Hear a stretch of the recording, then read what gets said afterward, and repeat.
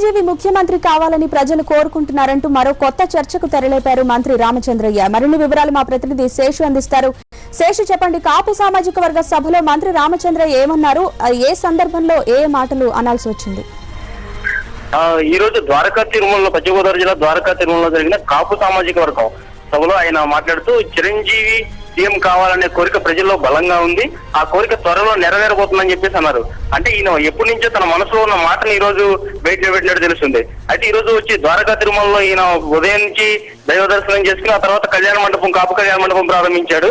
ఈ కాపు కళ్యాణ మండపం ప్రారంభించిన తర్వాత ఈ విధంగా వ్యాఖ్యానించడం జరిగింది.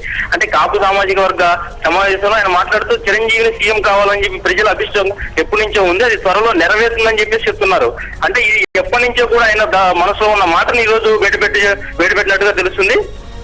అదేవిధంగా ఇటు మీడియా సమావేశంలో ఆయన ఏదైతే మీడియా ముందు మాట్లాడకపోయినా సరే ఆయన ఆ విధంగా ఎవరైతే ఈ సమావేశంలో ఆయన మాట్లాడడం జరిగింది. అంతేకాకుండా ప్రజలు ఎప్పటి నుంచో కూడా సీఎం కావాలి చిరంజీవి అని చెప్పేసి అంటున్నారని ఈ సంచలన వ్యాఖ్యలతో తీవ్రంగా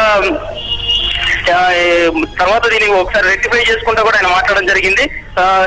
ఇది చిరంజీవి సీఎం కావాలని మొదటి నుంచి అందరూ కోరుకుంటున్నారు, అది త్వరలో నెరవేరుతుంది అని చెప్పేసి అన్న కూడా జరిగింది. Rohit, right, thank you Seshu.